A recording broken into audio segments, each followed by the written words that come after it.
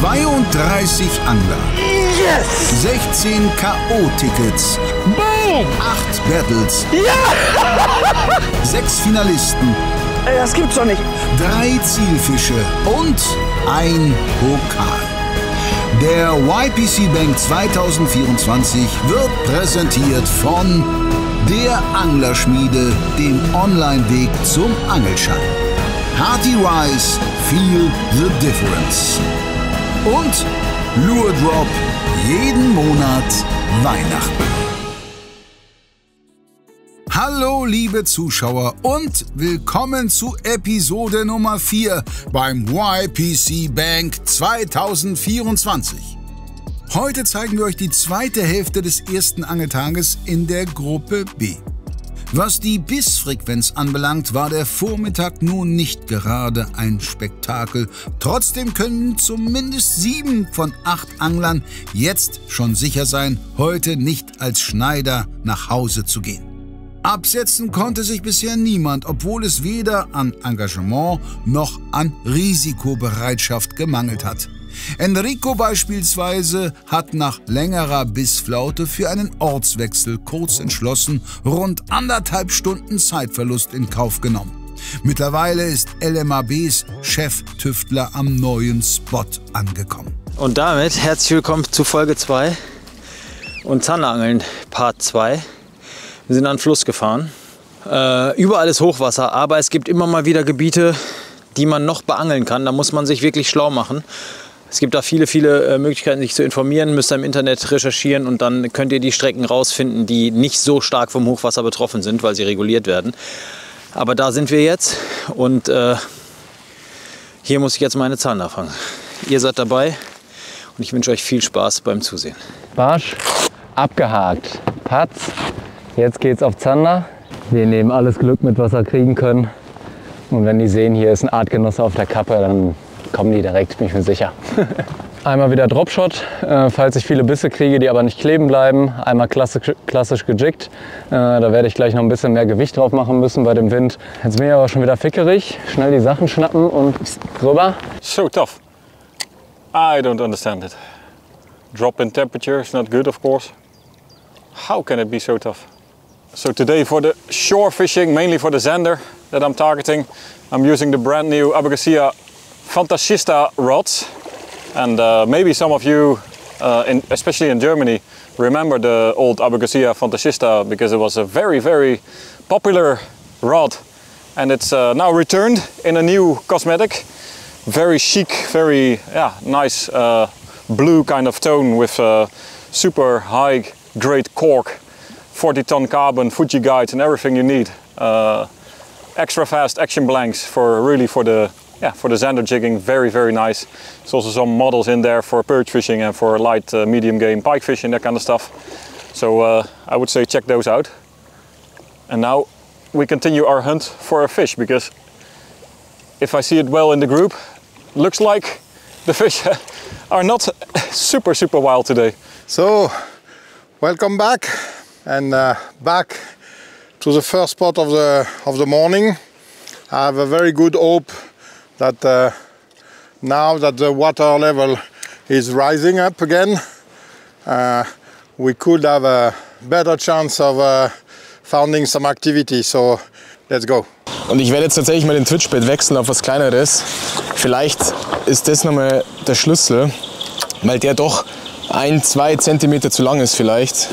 Hat zwar funktioniert, aber ich will es nur mal kurz testen, ob es vielleicht mit was Kleinerem besser funktioniert. Farblich bleibe ich gleich, einfach natürlich, hier einfach was bisschen Kleineres, aber wie gesagt farblich natürlich. Das Wasser ist eigentlich von der Farbe her perfekt, von der Trübung. Da brauchen wir jetzt keinen extremen Schocker. Genau. Was man nicht alles tut für den Fisch. Ich wollte eigentlich noch eine Bude weiter, aber... Boah. Wie angekündigt wird auch noch der Hecht ins Visier genommen. Mit dem Rogue Glider Jerkbait. Aber an der Spinnrute ist der nämlich einfach zu führen. Das ist cool, ich nehme einfach die Zanderwurme dafür.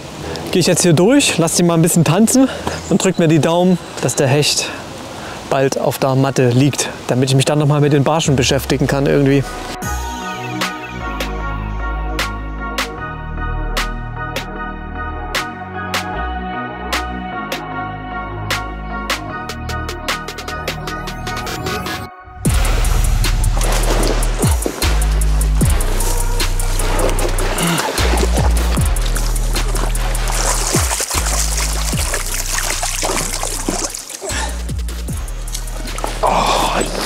Yes!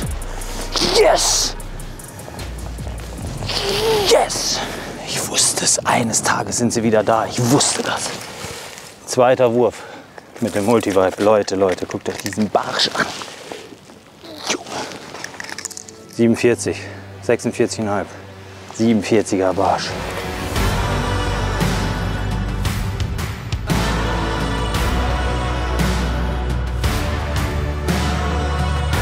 Und die besten Momente sind immer noch diese hier.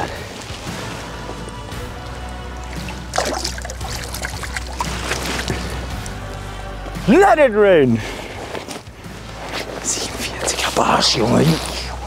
Das erste dicke Ausrufezeichen in dieser Gruppe, zwar nicht der anvisierte Zander, doch das wird Enrico zweifellos verschmerzen können. Der Main-Winner übernimmt die Führung, wohl auch dank seiner akribischen Buhnenstrategie.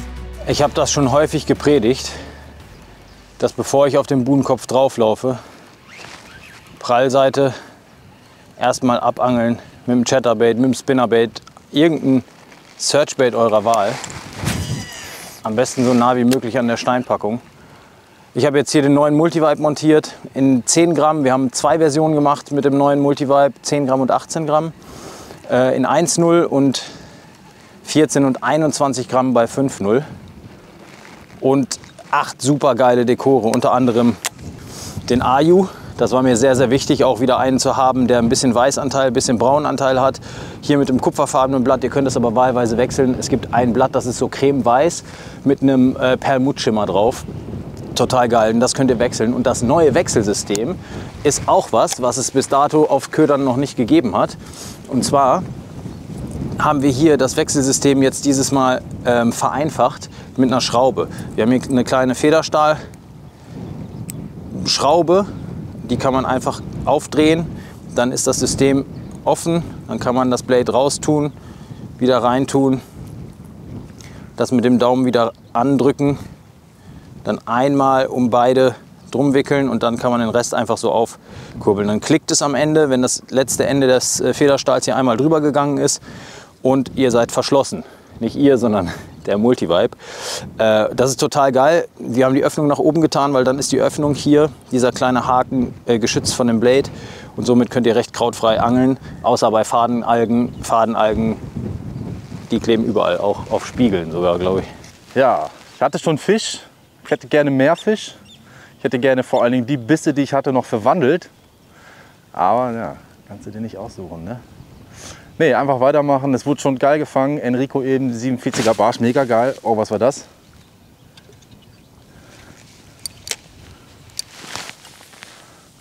Aber ich habe ein gutes Gefühl. Kommt bestimmt noch was. Also ich habe Kontakte, ich habe die Bisse. Ich kriege sie nur noch nicht ans Band. Ich schätze, dass ich gleich mal auf jeden Fall ein bisschen versuche, ein bisschen Downsizing zu betreiben. Jiggen ein bisschen kleiner, einfach eine Ködergröße kleiner wählen mal. Naja, bleiben wir auf jeden Fall dran, machen weiter. Oh, fuck. Da war schon der nächste Biss gerade. Ich habe wieder ein Schwänzchen geklaut. Irgendwie packen die nicht so richtig zu, ey, krass. Außer der eine vorhin, der hat halt richtig reingeballert. Aber die anderen, richtig knallen sie nicht.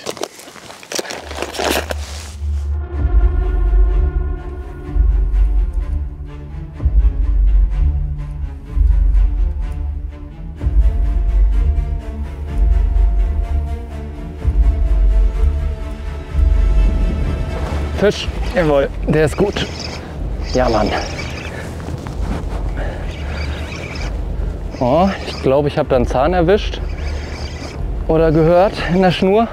Könnte vielleicht auch ein Hecht sein, aber verhält sich wie ein guter Zander. Jawohl, hier ist ein guter Zander. Zweiter Wurf, ah ne, Hecht. Den nehmen wir auch. Und der hat sich den weggehustet. Heiderdaus. Da ist man wirklich froh über eine gute Stahlspitze. Da hat mir der liebe Flo von Stroft vorher noch extra ein gutes Paket gegeben, damit ich da nicht auf dem Trockenen sitze und für Fälle wie diese gewappnet bin. Jawohl, alle 3 Fischarten. Geil. So. Ja, ich würde mal sagen, der Kollege hatte richtig Bock auf den Prey One. War auch ein harter Einschlag. Berührt genau die 0,5. 71er Pike. Hab noch gesagt, kann auch immer mal ein Hechtchen kommen hier. Normalerweise sind die ein bisschen größer, aber über einen 71er Pike werde ich mich als Beifang auf gar keinen Fall beschweren. Richtig schöner Fisch. So, dann zurück damit. Upp, Spaß.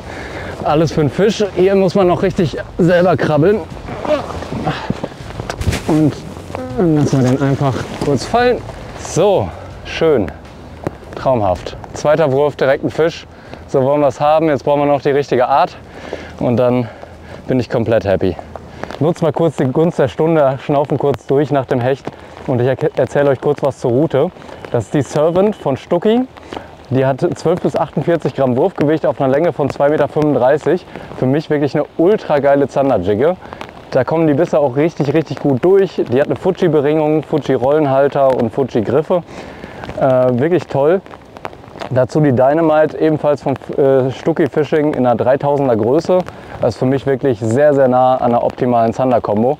Und hat auch im Training jetzt schon echt toll gefangen, schmeißt wie verrückt. Und jetzt kommt hoffentlich der erhoffte Zander. Hier ist alles ausgetreten, das ist total krass. Also Angeldruck ist schon geisteskrank. Da kann man immer gucken, von wo geworfen wurde. Hier, da, dort. Ja, meine Hoffnung ist ja, die angeln ja immer viel mit Spinnerbaits und auf linear gezogene Köder. Und ein Jerkbait ist immer noch mal ein ganz anderer Reiz, den die Hechte dann nicht aushalten, obwohl sie den Spinnerbait vorbeiziehen lassen. Also das kann ich mir sehr gut vorstellen. Rogueglider kannst du schön kurbeln, mit der Spinnrute ganz einfach, läuft. Und du kannst ihn auch auf der Stelle rumtanzen lassen, wenn du irgendwo einen heißen Bereich hast, von der Seerosenkante oder irgendwas. Das ist mega cool. Und der Rogueglider hat schon ein paar Hechte weg. Mit dem habe ich schon ein paar Schlachten weg. Also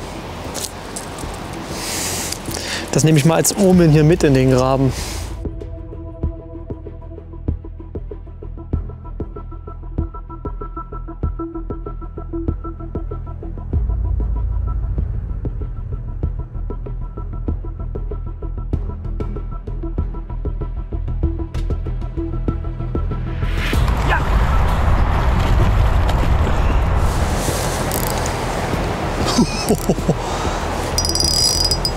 Jetzt hängt er in der Seerose, aber ich krieg ihn ja. Ja. Und raus. Ja! Vom Pike Zero to Pike zufrieden. Oh, Jungs und Mädels und alle anderen. Das ist der Krimi, warum man Jerkbait fischt. Aber mein Herz flattert. Okay, alles in Ruhe machen. Ich sehe es leider nicht. Was haben wir? Ist drüber 74. Ja, 74. Oh, geiles Gefühl, wirklich, Leute. Und Jerken ist einfach, der den auf Sicht wegtackert. Hechte, ist einfach geil auch. Ach, jede Angelart, auf jede Fischart ist irgendwie spannend. Als ich jetzt diese Karpfen hier gesehen habe, habe ich mir echt gedacht, boah, mit einer Schwimmflocke daran jetzt irgendwie und dann und dann man hat halt auf alles Lust irgendwie. Also ich bin Angler durch und durch, aber hier muss man sich halt wirklich nach einem Plan halten, diese Fischarten abfrühstücken, Drillinge aus dem Netz popeln. Aber hier das Rubber-Net von Zeck ist auch entspannt hier, was dann drin. Und ich hätte auch einen Köder schon wechseln können und oh, vielleicht wollen sie was anderes und so. Nee, ich fühle das mit dem Jerk. Ich finde es geil, in dem flachen Wasser hier den rumtanzen zu lassen. Und genau das hat es am Ende dann auch gebracht. Man braucht halt Geduld für jedes Gewässer oder für jede Fischart irgendwie. Und diese Geduld braucht Zeit. Und die Zeit ist eben das, gegen die man hier angelt. Man tritt quasi nicht nur gegen die anderen guten Angler an, sondern auch gegen die Zeit.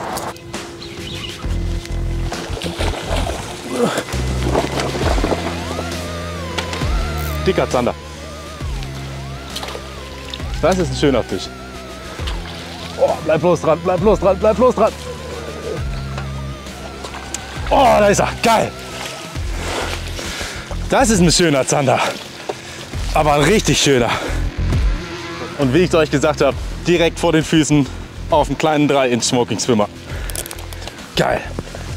So, Scale ist stramm, ist gerade. Also ich sehe da eine 68,5. Er ist vorne dran.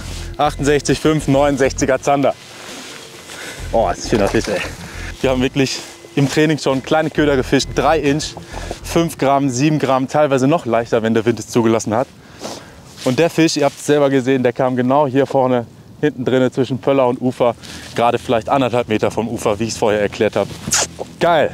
Die Köder werden kleiner, die Zander größer. Richtig starker Turnierfisch, den die anderen erst einmal schlagen müssen. Wir gucken uns den Übeltäter noch einmal genauer an.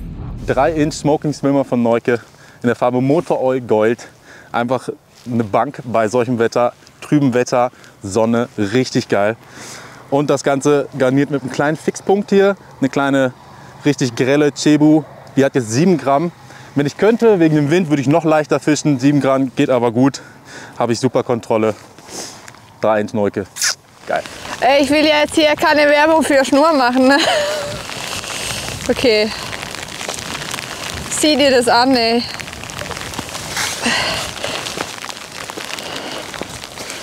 Das ist das Einzige, was ich heute rausgezogen habe, aber war definitiv eine Belastung für das Material. Ne? Was meinst du? Der hat schon 3 Meter Fisch. Ich schaue jetzt nicht mehr nach, was die anderen fangen. Das ist mir jetzt einfach scheißegal. Ich mache jetzt mein Ding und fertig. Und entweder funktioniert es oder nicht.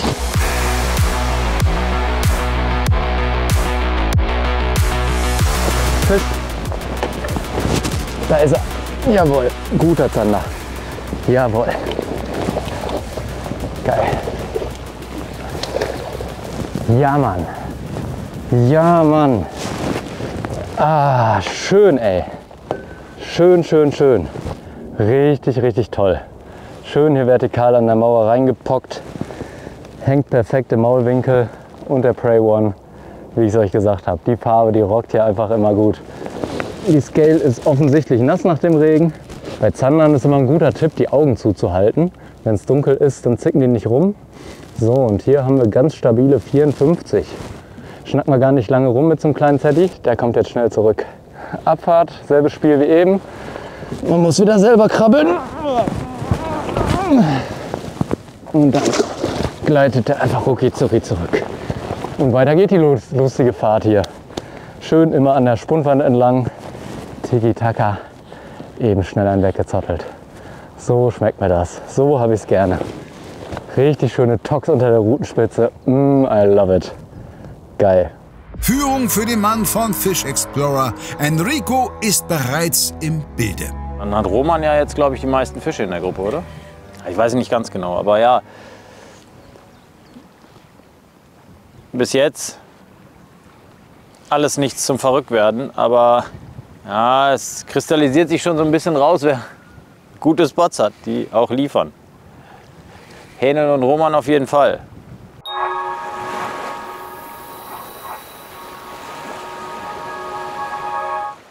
Zur neuen YPC Bank Saison 2024 ist es wieder soweit. Damit auch du deine Fische messen kannst, wie die YouTube Predator Cup Profis, habe ich hier die neue YPC Bank Measurement für dich. Hergestellt aus einer glatten Gewebeplane, 25 cm breit, 140 cm lang, für den schonenden Umgang und das Vermessen deiner Fänge. Ein robuster Acrylwinkel vorne sorgt dafür, dass du die Fische sauber anlegen kannst. Und der eingearbeitete Karabiner ist ein weiteres praktisches Feature zum Befestigen an deiner Angeltasche oder am Kescher. Am hinteren Ende befindet sich eine Abschlussleiste, die die Measurement bei Wind stabiler am Boden hält und das Wiederaufrollen erleichtert. Durch den angebrachten Klettverschluss ist sie schnell und einfach wieder verstaubar. Selbstverständlich mit den Mindestmaßen und den aktuellen Rekorden der Profis. Durch den Kauf einer Measurement unterstützt du alle YPC-Projekte und sorgst weiterhin dafür, dass wir tolle Fänge und außergewöhnliche Fische zeigen können. JDM-Freunde, aufgepasst. Wir feiern Shimano Week. Und als Hauptpreis winkt dem Gewinner ein unglaublich krasses Barsch-Paket im Wert von über 2.800 €. Darin enthalten sind unter anderem eine Metanium DC, eine Vanquish, eine Poison Adrena Casting und Spinning, Kescher, Köder und viele weitere Highlights aus der Bantam und Yasei Range. Wie das Ganze funktioniert: Ihr kauft einfach beliebige Shimano-Produkte bei uns im Shop und erhaltet pro 50 € Shimano Warenwert automatisch je ein Los im Lostopf. Nur vom 8. bis zum 15. September und nur auf hechtundbarsch.de. Viel Glück beim Shoppen!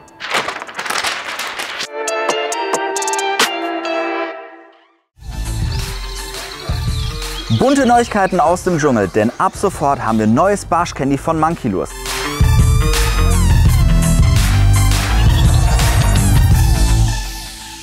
Der Shaky und Krabby Louie gehören zu meinen absoluten Lieblingsködern auf Barsch, denn sie haben mir beide oft den Arsch gerettet. Daher war es an der Zeit für ein kleines farbliches Upgrade. Wir haben für jeden Spot und Wassertrübung die perfekte Farbe für euch. Ab sofort bei Hecht und Barsch.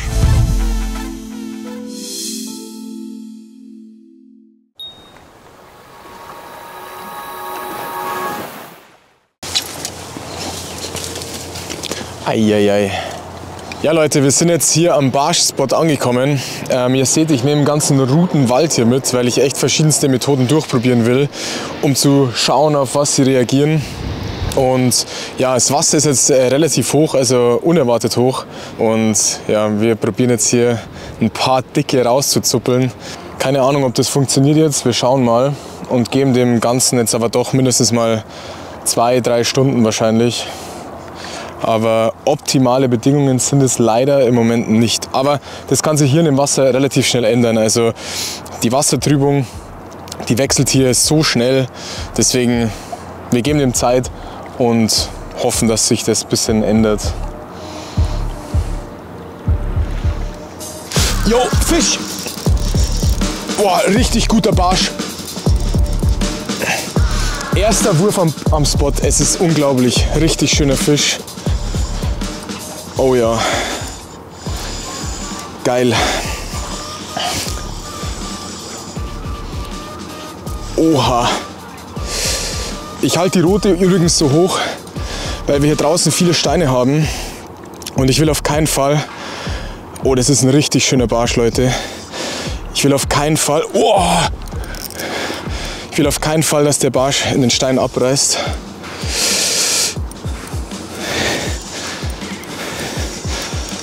Oh ja, Leute. Mitte 40er. Oha. Bitte, bitte, bitte. Bleibt dran. Ja! Ja, Mann! Leute! Ja, das ist der erste mit 40er. Erster Wurf. Erster Wurf. Ich glaub's nicht. Ey, ist so geil. Wahnsinn. Ey, wie der Plan oft funktioniert. Ist das ein Kalb? Ey, Wahnsinn. Also sowas auf den ersten Wurf. Ich kann es nicht glauben.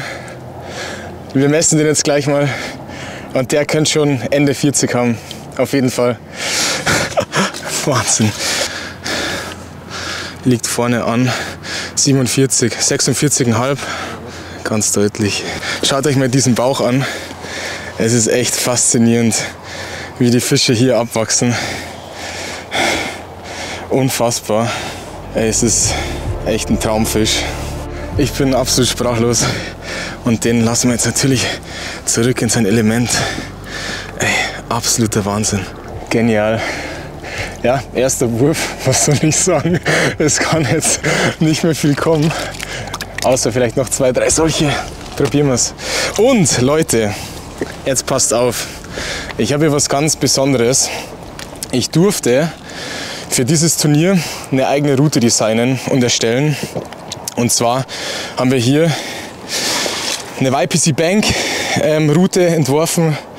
Ich habe die selber designt, die Komponenten zusammengestellt und ja, ist 2,30 Meter lang, bis 28 Gramm Wurfgewicht und für so eine Angelei perfekt, unfassbar universell einsetzbar. Und ja, hat jetzt diesen Barsch mit Bravour pariert und freut mich natürlich. Das ist der größte Barsch, den ich bisher auf dieser Route fangen durfte und ja, macht mich absolut happy. Also ja, sprachlos. Viel Arbeit in das Teil reingesteckt und jetzt funktioniert's. Hey, mega. Ich würde sagen, wir machen gleich weiter, vielleicht kommt gleich noch mal einer.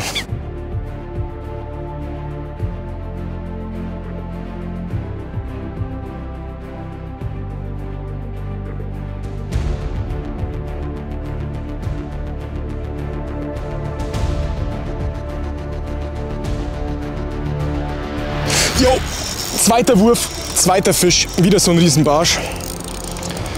Ey, es ist nicht zu glauben. Rute wieder hoch, ganz wichtig. Es ist wieder so ein Kaliber. Alter, jawohl. Yo, wieder so eine Maschine. Was ist denn los? Yo, ja. Ey, ich bin sprachlos, Leute. Ey, der ist sogar noch größer. Der ist sogar noch größer. Fisch ist auch schon los. Ey, krass. Leute, schaut euch das an. Ey, was soll ich noch sagen? Ich bin im 7. Himmel, ohne Witz. Ey, zieht es euch rein. Größer ist er wahrscheinlich doch nicht, aber Leute, der hat wieder knapp 47 wahrscheinlich. 45, bisschen über 45. Ja, was soll ich sagen? Ich bin sprachlos, Leute. Ey, 2 Würfe, 2 Ü45. Könnte schlechter laufen gerade im Moment. Aber wir werden nicht überheblich. Wir schauen, dass wir weiter konzentriert angeln und vielleicht noch so einen ans Band bekommen. Der geht jetzt natürlich wieder zurück. Ey, ich bin so happy und zurück in sein Element. Geil, Leute, geil. Weiter geht's. Ich bin absolut heiß. Es fällt einfach so viel Last ab. Ihr habt wahrscheinlich keine Ahnung, wie das ist. Man geht da als Newcomer in dieses Turnier rein und die Erwartungen sind natürlich irgendwo hoch. Von mir und mich selber natürlich und ja, auch von euch Zuschauern wahrscheinlich. Und ihr seht, ich fische extrem langsam. Ich zupfe den Köder nur über den Grund und lasse den einfach nur springen. Und die Fische hängen sich dann eigentlich mehr oder weniger ein. Es ist eine absolut unkomplizierte Angelei. Und wenn man weiß, dass Barsche am Platz sind, dann ist das auch das Effektivste, was man machen kann. Zum Suchen ist es nicht so geeignet, aber ja, wir wussten vom Training, dass es hier eigentlich ganz gut läuft. Und dann kann man langsam fischen und muss die nicht suchen erst. Jo, der nächste. Eieieiei, jo.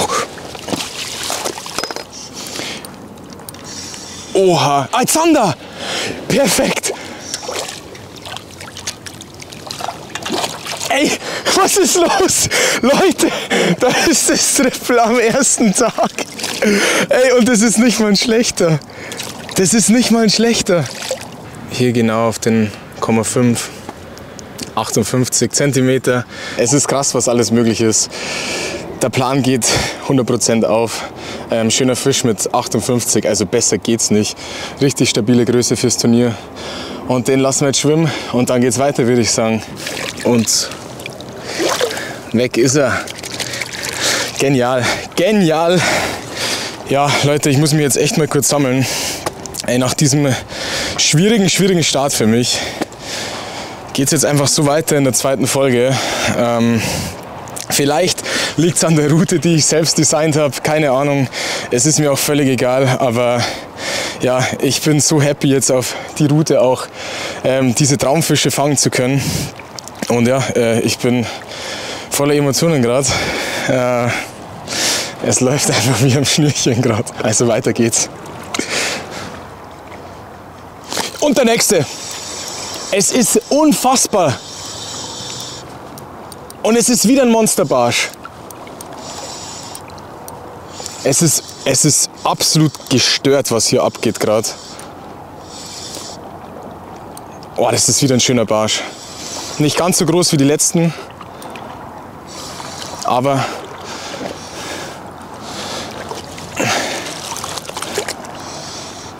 ja, doch. Oh ja, oh ja. Jawohl, jawohl. Und rein. Der nächste. nächste vor dir ab. Was passiert hier bitte? Was passiert? Ey, was ist los? Schauen wir mal. Ey, es ist wieder ein Traumbarsch. Genau 42 auf dem Strich. Ey, Leute, was ist hier los? Der nächste Klopper. Ey, solche Dampfer hier am Spot. Es ist unfassbar. Vielleicht habt ihr auch schon mal so einen Moment erlebt, in dem ihr einfach ein paar so 40er hintereinander zieht. Für mich ist das ganz selten, deswegen ist es was ganz Besonderes für mich. Aber der Fisch kommt jetzt erst zurück. Ey, ist das nicht der schönste Moment, wenn so ein Traumbarsch einfach wieder zurück ins Element kann? Oh. Keine Ahnung, was ich sagen soll. Es ist einfach utopisch, was hier gerade abläuft. Es ist unfassbar. 3 solche Barsche, 3-mal Ü40, dann noch ein knapp 60er Zander. Ja, es ist fast zu schön, um wahr zu sein, aber ich bin so glücklich, dass es so ist. Und ja, wir gehen weiter Vollgas und machen gleich weiter. Ähnlich wie Anton ist man als Zuschauer ein wenig sprachlos. Zum Glück sprechen die Zahlen aber für sich. 4 Fische in 20 Minuten für knapp 350 Punkte bedeuten natürlich die Führung und dazu ein sattes Polster auf Platz 2. Zur Einordnung: Im letzten Jahr hätten 455 Punkte in jeder Gruppe gereicht, um das Halbfinale zu buchen. Für den Newcomer stehen also sehr früh schon alle Weichen aufs Weiterkommen. Ich bin da mal weg. Wir sehen uns in der nächsten Folge. Alter, ey. Alter. Ja, ernsthaft. Richtig gut. Jetzt. Das ist nicht durchgehühnert hier, das ist gut. Ja, da war er. Alter. Bam, wieder. Den kriege ich noch mal. Alter, da wurde nicht geangelt und sofort hast du einen Biss, ne? Da war auch ein bisschen feige.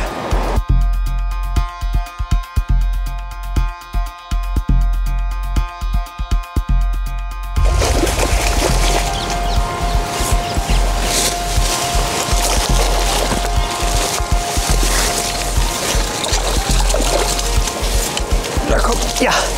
Oh. Ja, unter dem Nest. Oh Gott, ich stehe auf diese ganze Piep. Oh, den muss ich jetzt wirklich über die Äste drüber wummern.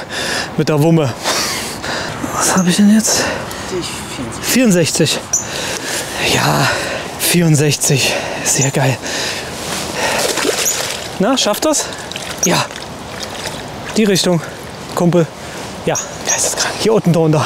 Unten vor diesem Busch. Das sind so Würfe, die sind so tricky und die kann man nur mit dem Roguelider machen. Oder die Würfe kann man schon mit anderen Ködern machen, aber dort kriegst du ihn rein. Schön langsam, wo es weh tut. Oh, Perch 47. 69er Zander, Alexander. Heieiei. Barsch 45, das sind die Dinger. Barsch 47, Anthony. Barsch 45. Die wissen, wo sie sind. Die wissen ganz genau, wo sie diese fetten Bomben ballern, Alter. Es ist so, ich habe da nicht so die Ahnung. Aber ich habe einen Barsch-Spot. Und da muss ich jetzt hin moven, um dann noch vielleicht eine 1,5 Stunde Angelzeit zu haben. Das ist so geistesgestört, das macht normalerweise kein Mensch. Aber mein Streetfishing-Barsch-Dings, ich fühle es nicht. Weil diese Brühe einfach so trüb ist und so hoch. Ich kann das jetzt versuchen und durchfischen, dann ist 16 Uhr und ich habe vielleicht noch einen Zander gefangen, ja, oder den einen anderen noch. Aber ohne Barsch hier rauszugehen heute, schlafe ich 2 Nächte schlecht.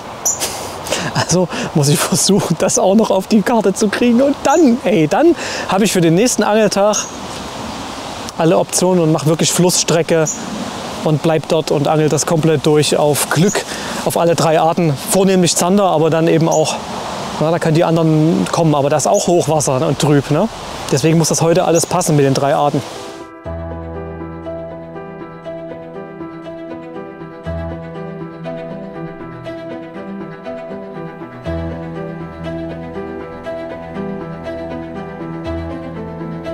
Fischen. Schöner Zander wieder. Geil. Schön in das kleine Loch hier reingetastet. Und wieder ein richtig nicer Zander.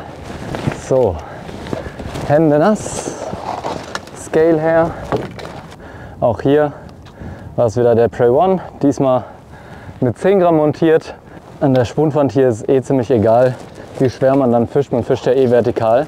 Der ist auf jeden Fall ein kleines bisschen kleiner, aber wir schauen mal, was so ein kleines bisschen ist. So, und der hat 48 auf den Punkt. Kleiner, aber feiner und vor allem meiner. Sehr, sehr geil. Dann das alte Spiel. Wieder runter zum Wasserrobben, so weit wie es geht. Und boah, das war ja knapp. Ach du Scheiße. Stell dir mal vor, ich hätte jetzt mein Handy verloren. Fuck. Nächstes Mal wieder hinlegen. So, es knallt in der Gruppe. Antoine, Barsch 45, Zander 58, Barsch 42. Alter, da hat er aber auf jeden Fall krasse Fische, mega schnell hintereinander. Es scheint gerade zu laufen mit den Barschen, aber leider weiß ich nicht wo. Ich bin mit meinem 32er immer noch recht zufrieden. Wenn ich das mit meinen ganz starken Mathekenntnissen richtig kalkuliert habe, fehlt mir jetzt ein Fisch zur Full Card, richtig? Ein Zander, ein Barsch, ein Hecht, egal was. Ja, so habe ich mir den ersten Tag vorgestellt. Könnte deutlich schlechter laufen. Und wehe, es kommt mir einer von ehrenlos in Wilhelmstadt. Fangt die Fische doch erstmal, ey. Ihr pupst da schön in euren Sessel rein, lacht euch einen Ast, wenn wir hier Fehlbisse haben. Aber man muss auch im Turnier erstmal wirklich die Fische bringen. Wort zum Sonntag. Der nächste bitte. Ja, Fisch.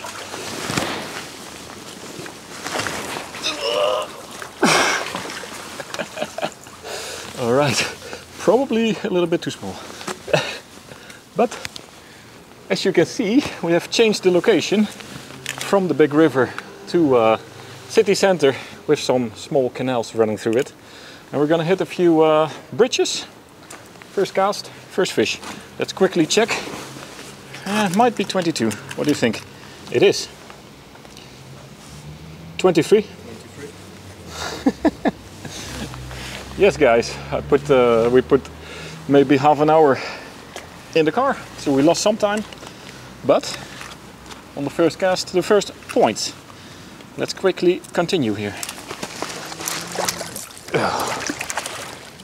Oh Gott, ist der klein. Ich glaube, den brauchen wir nicht messen. Ich glaube, den brauchen wir nicht messen. Könnt's ja mal. Nee. Aber ein bisschen wie ein großer. Voll Schnurbogen und trotzdem habe ich alles gemerkt. Bauf, voll drinne. Da muss er noch ein paar Gummifische für essen. Ist er so groß? Ist er so groß geworden? Nee, andere Seite. Da musst du lang. Nein. Ja, genau.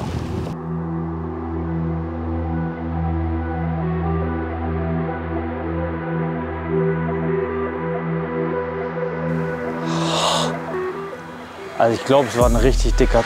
Da ist er. Sag ich ja. Sag ich ja, ein dicker Zander.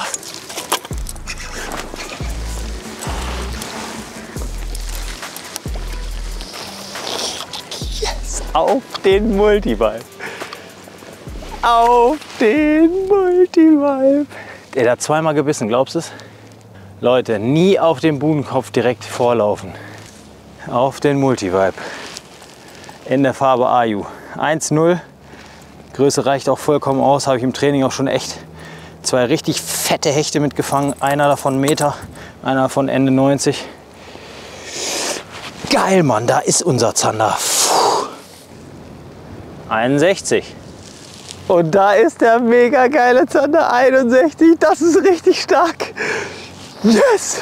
Im Sommer Chatterbait, flach, Zander ist so geil. Mann, diese Bisse auch, wie der da reingeknackt ist. Spätestens jetzt kann man sagen, dass sich der Spotwechsel trotz Zeitverlust rentiert hat.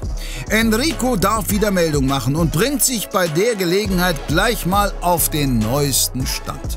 So, und Antoine, wie das hier in der Gruppe steht, also ich gehe von Anton aus, Holzleitner, hat 47, 45 Barsch. Und Fred, natürlich nicht zu vergessen, hat einen Fisch mit 86, ein Hecht. Ist gut, aber okay, wir sind auf Kurs. Wir haben 4 Fische, ne? Wer ist eigentlich wir? Also ich rede immer von wir, weil der Kameramann ja auch dabei ist. Ja. Und der hilft mir mental einfach mit zu angeln. Das ist immer sehr gut.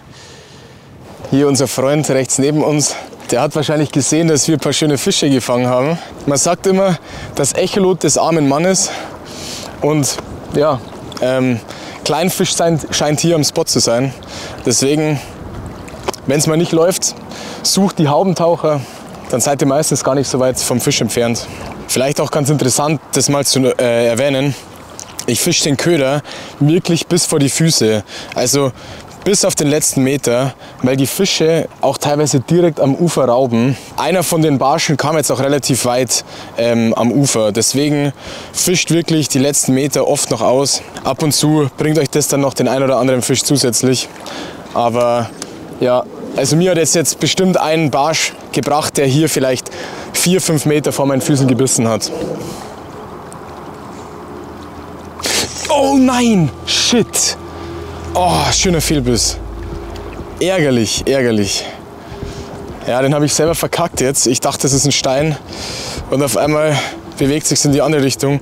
Und es war, wie ich gerade erklärt habe, 3-4 Meter vom Ufer weg. Bitter, bitter. Aber gehört dazu. Wir machen weiter. Jo, jo, jo, jo, jo. Tja, Fehlbiss gehabt. 3-4 Meter nochmal hingeworfen und sofort kommt er wieder. Es ist wieder ein Traumbarsch. Es ist wieder ein Traumbarsch. Jo! Das, Leute, ist eine massive Fullcard für mich. Der Measurement ist natürlich noch nass. Der hat jetzt wahrscheinlich Ende 30. Ah ne, 36. Genau, auf dem Punkt 36. Also wirklich toll. Ja, gerade Fehlbiss gehabt, nochmal hingeworfen und sofort hat er eingebombt. Also genial. Geht gleich weiter, würde ich sagen. Tschüss. Servus. Karte voll. Und wenn man ehrlich ist, stellt sich jetzt eigentlich nur noch die Frage, mit welcher Platzierung Anton hier ins Halbfinale einzieht. Ein tolles Debüt mit Top-Spots, viel Skill und einem Maskottchen, das sich bereits andern Tags bewährt hatte. Es ist der Kameramann.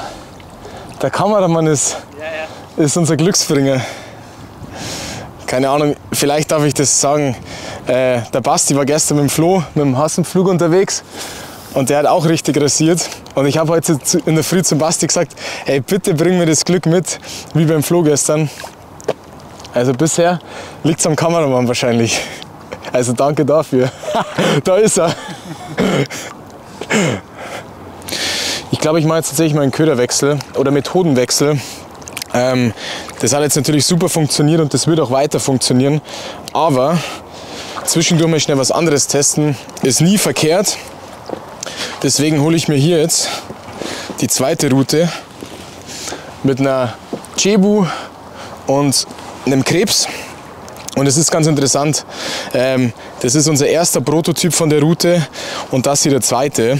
Die fischen wir jetzt mit diesem Rig und schauen wir mal, ob es vielleicht auf dem Krebs dann nochmal klappt. Ja, jetzt geht aber los hier doch. Simon noch ein Barsch, 23, Enrico ein 61er Zander und Anton noch ein 36er Barsch. Auf jeden Fall einige schon die Karte voll. Das heißt, wir hauen jetzt ab, gucken, dass wir auf jeden Fall noch einen anderen Fisch aufs Punkteboard kriegen. Auf zum nächsten Spot. Auf dem Weg gibt es erstmal was zu beißen für mich.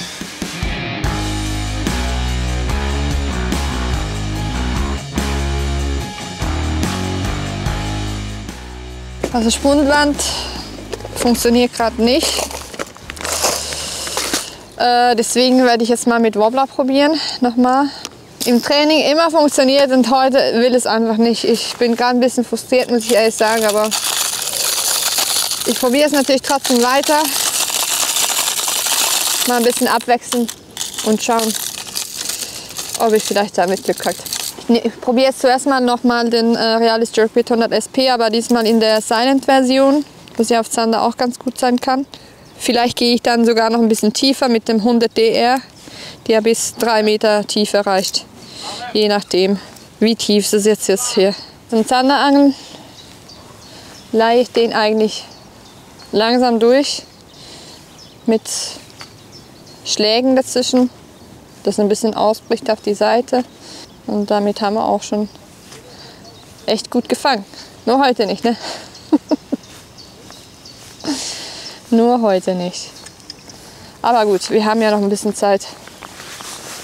Antoine is doing well. And Enrico also. Simon catch again. So today, not my day yet. I need to break the code. We're gonna be comfortable there. Oh. Voilà.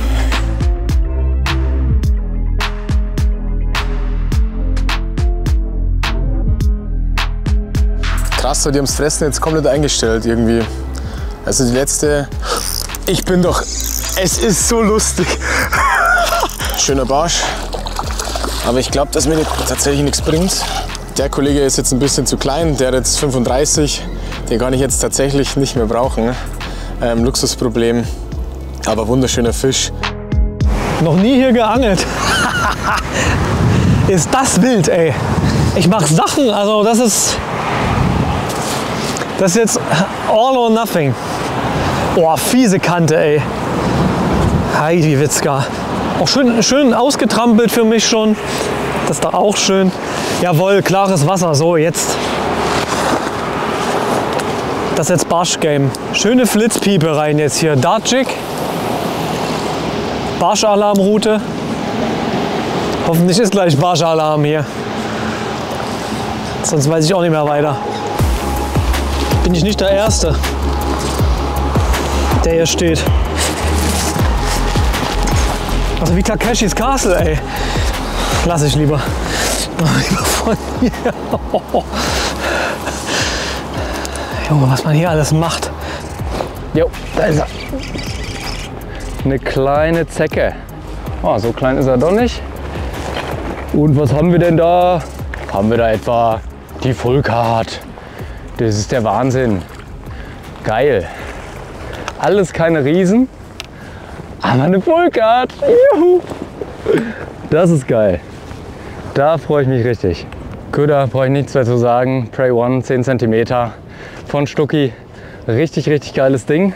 Und auch der Biss, selbst von diesem kleinen Zander hier, der kam so geil durch. Das haben wir 46,5, oder? 1, 2, jo. Da ist er drüber, deutlich. Kleiner, aber meiner. Das reicht mir erstmal. Eine Full Card ist eine geile Sache. Ich glaube, dass ich der Einzige bin jetzt mit einer Full Card. Das schmeckt mir richtig. Der Kleine darf jetzt auch zurück. Mal eben gucken, dass ich mein Handy diesmal nicht droppe. Schwupps. Und weg ist er. Schön. Schön, schön, schön. Full Card. Geile Scheiße, ey. Die Konkurrenten hat Roman anscheinend nicht ganz so scharf im Blick. Was ihn selbst betrifft, hat er aber recht. Jetzt machen wir uns auf den Rückweg. Ich werde es aber nicht nehmen lassen, hier noch mal eben die letzten Meter entlang zur Vertikalen. Enrico noch einen 61er Zander habe ich gesehen, der Anton noch einen 36er Barsch. Das sind natürlich alles Fische, die würde ich mir auch gerne schmecken lassen. Aber ich will jetzt gar nicht rumhadern, weil die anderen irgendwie ein bisschen mehr gefangen haben. Und ich habe ja morgen noch den ganzen Tag zu upgraden, heute noch 2 Stunden. Da bin ich eigentlich echt guter Dinge. So will man es haben.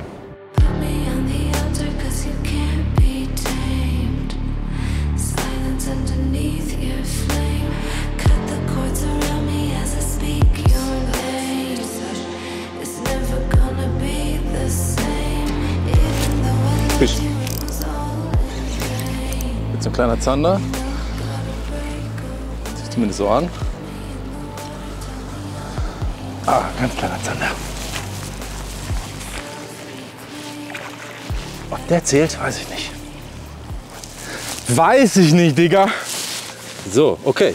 Er ist definitiv maßig. Auf jeden Fall, 45 ist er sogar. Okay?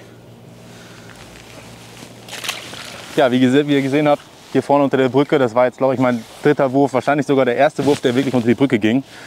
Und der kam jetzt auf einen 4-Inch Smoking Swimmer. Man hat 3 Gramm Cebu, ganz leichtes Fischen. Ich fische auch hier tatsächlich eine ML-Route, richtig leicht, ganz fein. Und wir haben das hier gehabt, die Fische, die beißen nicht voll knüppelig rein. Der hier jetzt gerade auch, der hat sich einfach nur das Ding geschnappt, ganz soft. Und auf einmal hatte ich einfach Gewicht dran. Ich musste selber noch mal reinfühlen, ob ich jetzt hänge oder ein Fisch ist. Direkt gemerkt, dass er wegzieht, Anhieb, hängt. Aber hier kommen keine Knüppelbisse, die schlürfen den so ganz soft weg. Warum, weiß ich nicht. Aber da macht es sich vor allem bemerkbar, ganz leicht zu fischen mit leichten Köpfen, wenn man irgendwie scheue Fische hat oder warum auch immer die hier so beißen. Aber es hat schon mal geklappt, nächster Fisch im Board, geil. An diesen Budenstrecken im Sommer benutze ich gerne 2 Routen. Eine Chatterbait, Crankbait, Spinnerbait Route und das ist die Casting. Und da entscheide ich mich bewusst für die etwas schwerere. Dadurch, dass hier auch mit vielen Zanderbissen zu rechnen ist und die, wie man eben vielleicht gesehen hat, beim ersten Biss oft nicht hängen, weil die einfach so hart zubeißen. Da braucht man schon eben eine etwas knackigere Route, damit man diesen leichten Chatterbait trotzdem vernünftig werfen und angeln kann, aber im Backbone halt auch die Fische vernünftig hängen. Ne? Und genau deswegen nehme ich die 7 bis 28 Gramm Casting anstatt die 7 bis 21. Das ist dann eher sowas für Barsch. Und als Jigge, weil das Wasser jetzt so viel Power hat, normalerweise würde ich hier auch eine etwas leichtere nehmen, die 10 bis 35. Aber weil wir hier so viel Power in der Strömung haben, da benutze ich dann sehr, sehr gerne die 10 bis 45. Die ist 2,59 Meter lang, also The Rodfather. Und hat eine super Rückmeldung. Ich fische jetzt hier den Bleakshad mit 7 Gramm und ich merke es wirklich sehr, sehr gut. Und die kann bis 25 Gramm mit 12er Bleakshads. Das weiß ich, das habe ich schon ausprobiert, auch an der Eißel. Das geht hervorragend. Also das ist die Range für diese Route und es ist eine absolut geile Zanderjigge. Macht richtig Spaß, die Route.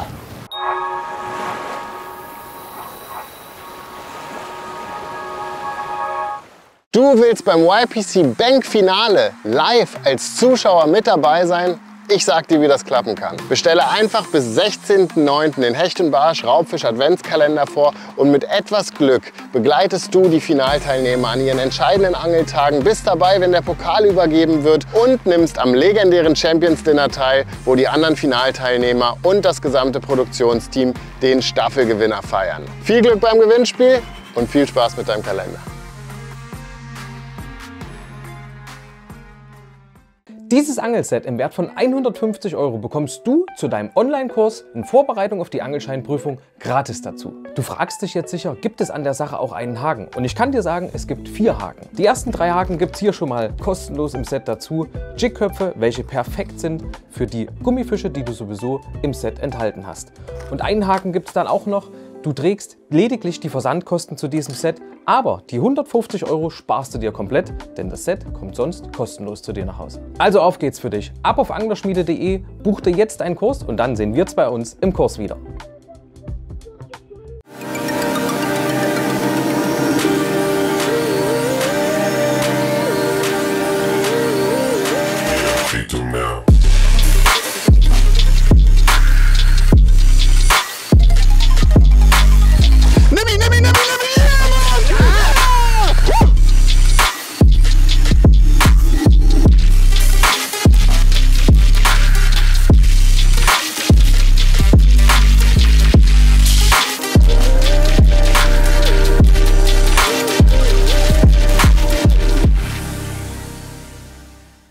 Das ist der Lure Drop. Christmas every month. Aber kennt ihr schon Dida oder Dida?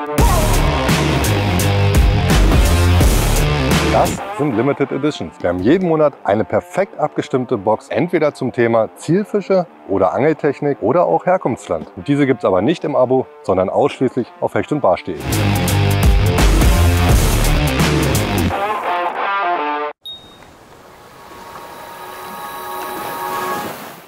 Crazy Flapper, das testen wir jetzt mal schnell an, ob das funktioniert. Und wenn jetzt dann aber die nächsten 15 Minuten nichts mehr kommt, dann wechsle ich auch wieder, weil der Köder liefert ja offensichtlich.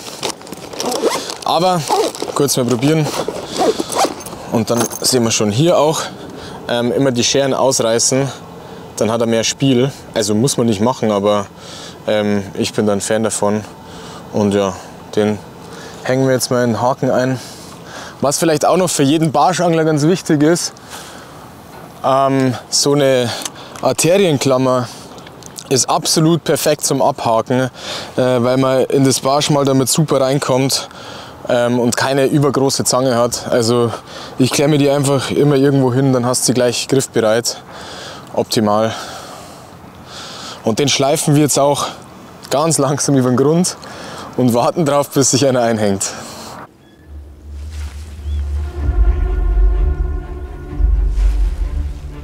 Fisch. Guter Zander.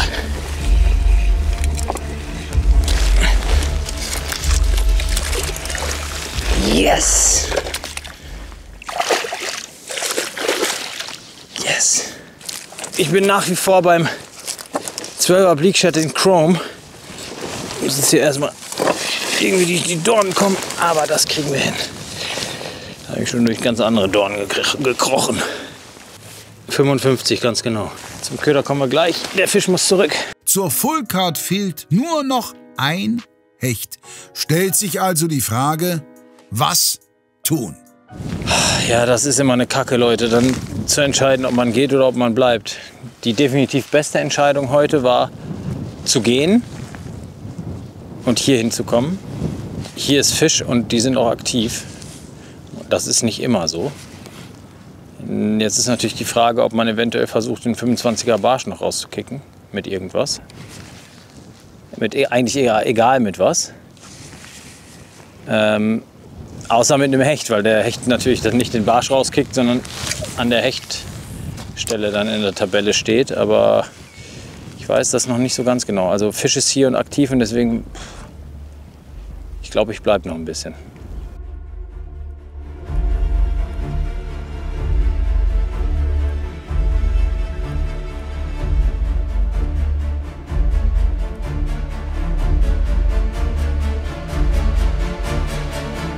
Wie spät ist es?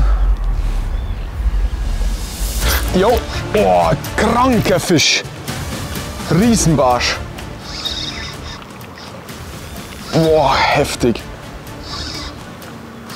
Boah, das ist wieder eine richtige Bombe.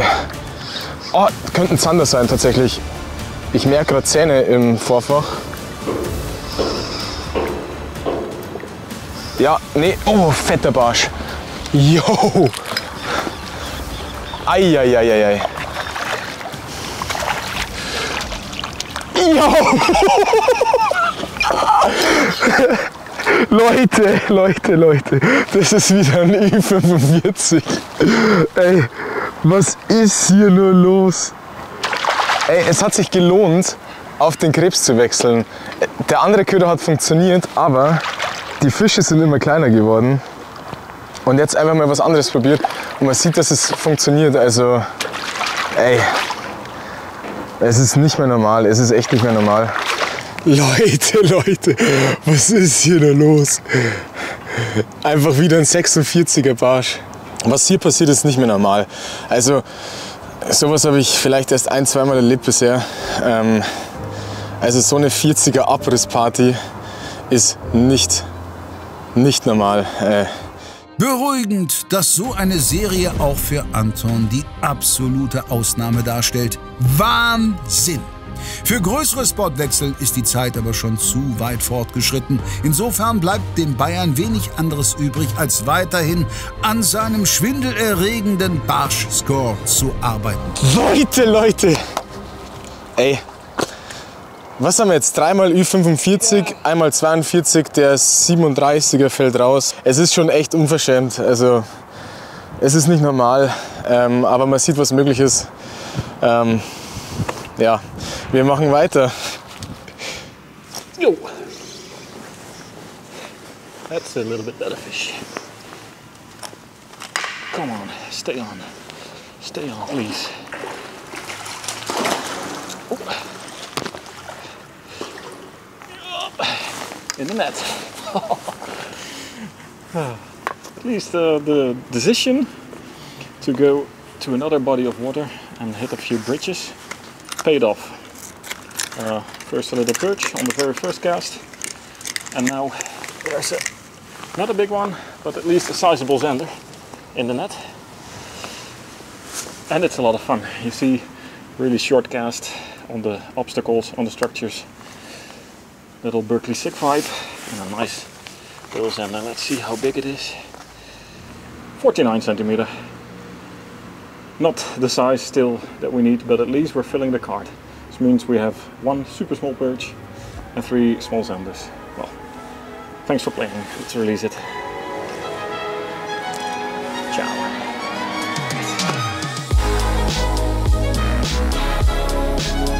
Yo, that's a nice one. Whoa, what a nice bite.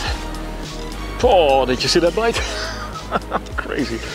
That's a little bit better fish. This one we need. Yes, that's a 50 plus for sure.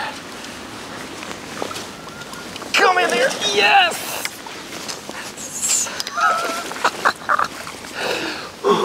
Let's go to the grass there. Crazy hammer hard strike. Exactly like you want it from the zander. Really good zander tok. So this is zander number 4 on my cart. So although they're not the size I want, it starts to look like something at least. See, a little bit flat here. Here. Berkeley Sick Flanker delivers a beautiful, beautiful zander. Oh, finally. 60 and a half? 61. 61 centimeter. Beautiful zander from underneath the bridges, middle of the city. There is still some time left, so let's see if I can upgrade the, what is it, 43 centimeter one that I have on my list. This one can go back now. Spät, aber wichtig. Der erste konkurrenzfähige Fisch für Simon, mit dem der Berkeley Brand Manager immerhin auf den Qualifikationsrang 4 klettert. Damit gehen wir in die Schlussphase. Ungefähr 45 Minuten bleiben noch, um die Ausgangsposition für den zweiten Tag zu verbessern. Jo, es ist ein kleiner, glaube ich. Naja, 38, der bringt mir nichts mehr. Lass mal schnell zurück, wir machen weiter. Da war er, Junge. Das glaube ich nicht. Oh, das gibt's doch ganz angetickt. Fisch. Kleiner Zander. Hängt auch schön einfach nur im Knorpel hier vorne. Und der darf natürlich schnell wieder los. Ja, heute beschert mir die Spundwand kein Glück, deswegen will ich jetzt noch mal zu den Buhnen nach vorne und hoffe ich, dass ich da einen Fisch kriege. Und ich will aber auf jeden Fall hier noch mal zurückkommen, weil ich habe es noch nicht aufgegeben. Ich glaube an den Spots, aber ich will das noch austesten. Okay, we go one more spot, potentially the last one. Go back to zander. I want absolutely to make zander today. I wanted to have another big bike, so I checked one place that I know. And now we go all in for almost 3/4 of zander. Gucken wir mal, ne? Ich weiß nicht, was mich erwartet, deswegen habe ich jetzt Scheppkelle und Spundwandkescher mit. Lieber haben als brauchen. Das ist eine alte Weisheit von Matthias Fuhrmann. Ich muss mich gut preparen, weil du brauchst nicht viel Angelzeit, wenn Barsche da sind. Wenn die da sind, ist das hier eine Nummer von ein paar Würfen. Dass du zumindest Kontakt hast, ne? Rauskriegen ist auch was anderes. Ja, Spundwandkescher, habe ich doch gesagt. Ist echt cool, das Teil. Lege ich mal ordentlich hin auch. Denn wenn der heimtückische Barsch dran ist, dann ist Stress. Da muss schnell gehen.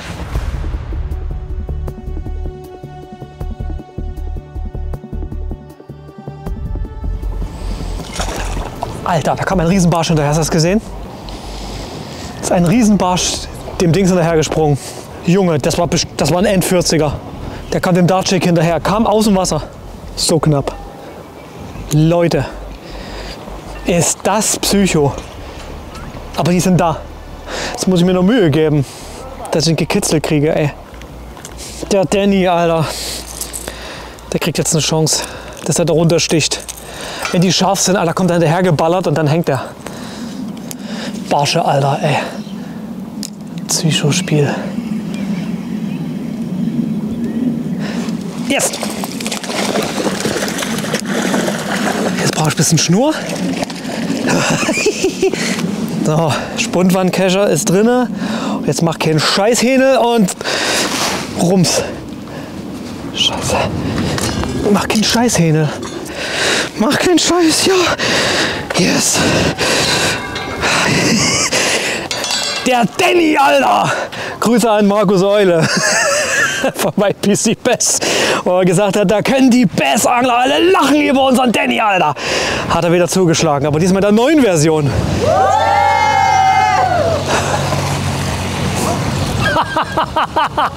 Wild! Der heimtückische Barsch. Da ist er. Für Holland-Verhältnisse ist das ein kleiner Barsch. Für mich ist es der Barsch. So, ist er dran? Dran und wir sind bei 36. Ja, geil. Ich versuche so weit wie möglich runterzukommen, ohne meine Brille zu versenken. Ah, hier unten stehen noch mehr, Alter. Jetzt, wenn ich jetzt den runterlasse, ne? Der meckert richtig hart jetzt da unten rum. Wenn du es nicht fühlst am ersten Spot, weil sich was verändert hat, dann mach's auch nicht. Ey, da hat der Händler endlich mal einen Barsch gefunden, ne? Sebastian bezwingt den Angstgegner und das auch noch vor angemessenem Publikum. Neben der Barsch-Koryphäe Markus Eule bekommt noch ein anderer ZEC-Kollege die verdienten Props. Johannes Dietl. Eine habe ich. Und zwar ist das die Surgeon Jig M Spin. 7 bis 21 Gramm. Also, sowas habe ich ja sonst eigentlich nie in der Hand, aber zum gezielten Barschangeln, ich mache das gern mal. Aber nicht so oft halt, weil ich bin so zanderverrückt, dass ich halt, wenn ich Angelzeit frei mache, ich bin in meinem Zandertunnel, ich habe da einfach am meisten Bock drauf. Aber wenn ich mal Barsch angeln gehe, die Route ist echt ein geiler Begleiter. Dabei kann ich irgendwie alles machen. Cranken, Jiggen, Dart Jiggen, Larve am Shebu, Sheburashka, Shetterashka, alles. Das ist total cool. So, Freunde der guten Laune. Wenn man im Fluss angelt, hat man natürlich häufig recht steinige Kanten. Und jetzt ist der hier ein bisschen stumpf. Also der ist nicht so, dass er super stumpf ist, aber eine leicht gebogene Spitze reicht mir schon. Und in dem Fall nehme ich nicht die grobe Seite von unserer Hakenpfeile, sondern die feine Seite. Und hier so eine kleine Kerbe. Und da lege ich den rein und versuche genau so parallel da ganz, ganz langsam drüber zu gehen. Mit wenig Druck, das ist wichtig. Wir wollen nämlich nur diese Spitze ein bisschen in Form bringen. Und wir müssen da echt so parallel wie es geht hier an diesem Hakenstück hier lang schleifen, um den Haken nicht stumpf zu machen. Jetzt da an der anderen Seite noch ein bisschen. Also schön gemütlich. Es ist hier nicht wie das Messerschleifen auf so einem Schleifstein, sondern das muss wirklich hier immer parallel zu diesem Endstück dran lang. Und dann ist der wieder super scharf. Da ist er. Ja. Erster Wurf mit dem Prey One. Leider wieder ein kleiner Zander. Ah. Na?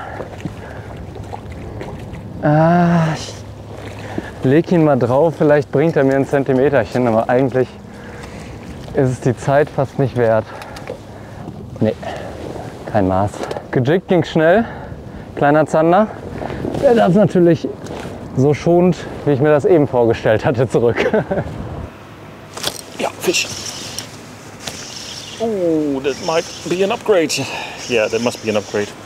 If it's heavier than 42, 43. Ah, close. No, 42. Sizable, but not an upgrade. Bye bye. Last chance for me. Never give up, but it's tough. I don't know. The day has been difficult. I get very few bites, so I missed something, definitely. I didn't see really how to catch them. And fortunately I got this pike, so keep me a little bit of hope for tomorrow.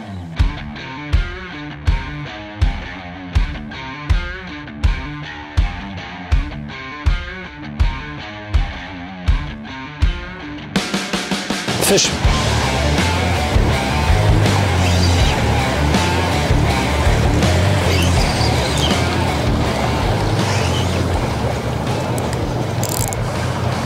Ein Perch.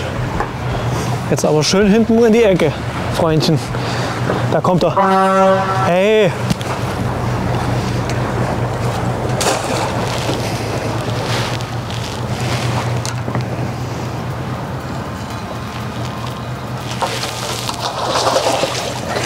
Der ist wieder, der ist, Alter. Was ist das?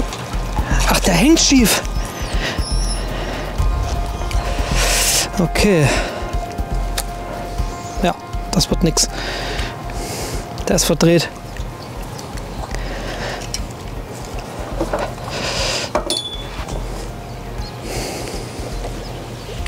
Ja, der war hier verdreht. Oh, ich hab ihn trotzdem. Mann, ey, wenn er gut sitzt, dann kann man auch so ein Spielzeug machen. Ja, einfach ja. Die Flitzpiepe. Johannes Dietls Shaky Stick am Dartjig. Flitz, flitz, flitz, fupp. Aber richtig weg, ne? Oh, was eine Luke. Der Shaky Stick. So geil auf dem Dart. Jetzt bin ich aber durch, Leute. Mit ganz 39. 39 fängst du, wenn du bist, fleißig. Ist das geil, Alter. Na komm, meine Brille aber festhalten. Ja, also nicht mal ein Meter Schubs ist kein Problem, ne, für den Fisch. So, aber das jetzt hier, das muss ich mir jetzt angucken. Was habe ich denn hier gemacht? Ich habe das Seil. Hier hängt das irgendwie, eigentlich ist es eingeschlauft, das Ding. So, jetzt passt es wieder. Oh, guck, schön. Naja, Abzüge in der B-Note, aber doch ein super Abschluss für Sebastian. Wir hören rein, wie die Teilnehmer ihren ersten Angeltag abschließend bewerten. Ich bin happy. Die Full Card auch. Naja, die hole ich mir dann am dritten Tag. Ne?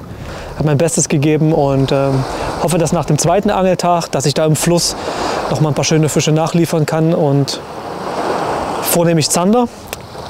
Aber auch mit der Option, dass da ein Barsch und ein Hecht mit einsteigen kann. Wenn denn das Hochwasser noch weiter fällt, dann habe ich gutes Gefühl. In dem Sinne, herzlichen Dank für die Aufmerksamkeit. Auf Wiedersehen. Das war der Tag. Geiler Tag war es. Full Card ist auf jeden Fall schon weit, weit über meinem Ziel. Ich wollte heute vor allem Barsch und Zander fangen.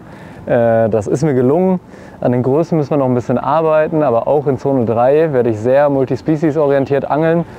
Ich werde ganz besonderer Schmaus für euch die Fliege auspacken. Nicht nur für euch, sondern auch für mich. Ich fische viel lieber mit der Fliege am Polder als mit der Spinnrute.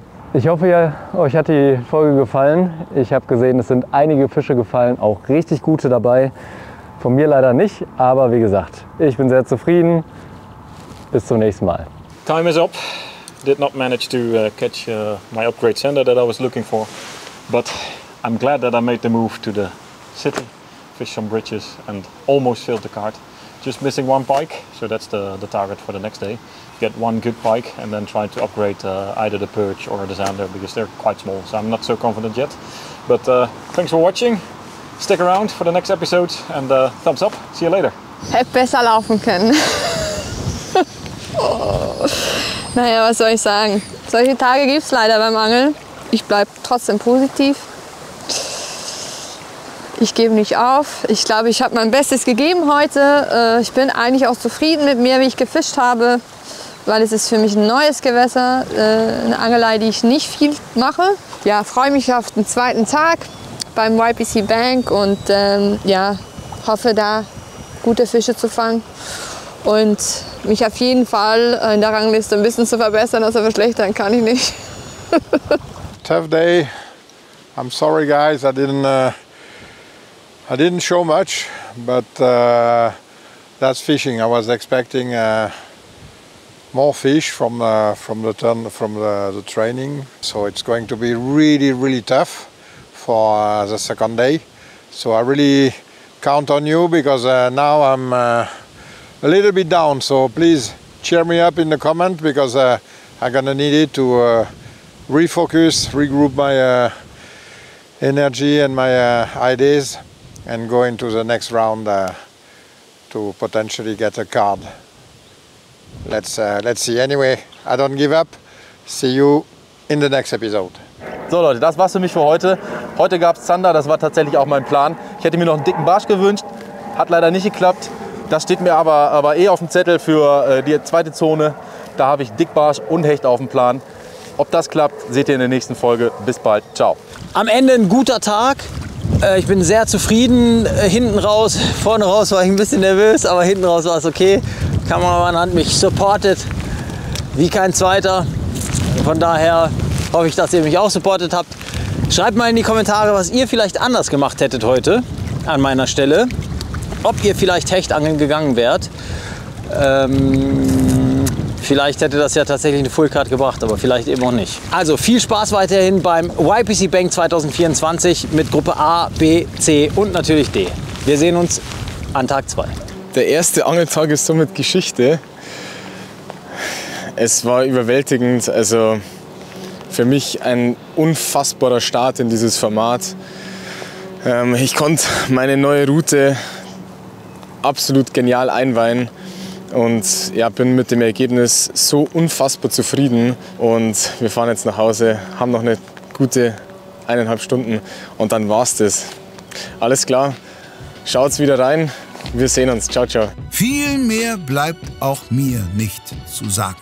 Für Anton war es ein herausragender Tag. Roman, Sebastian und Enrico können ebenfalls zufrieden sein. Alle anderen hingegen werden sich für ein mögliches Weiterkommen deutlich steigern müssen. Kommende Woche geht's aber erstmal weiter mit Tag 1 in der Gruppe C, wo unter anderem Vorjahresfinalist Patrick Marable, Veit Wilde, der zweifache YPC-Fans-Meistermacher Luis Mendes und der amtierende YPC-Boat-Champion Sebastian Bienapfel ins Turnier einsteigen. Wie immer freuen wir uns über Likes, Kommentare und Support in Form von Shopbesuchen. Danke fürs Zusehen und ciao!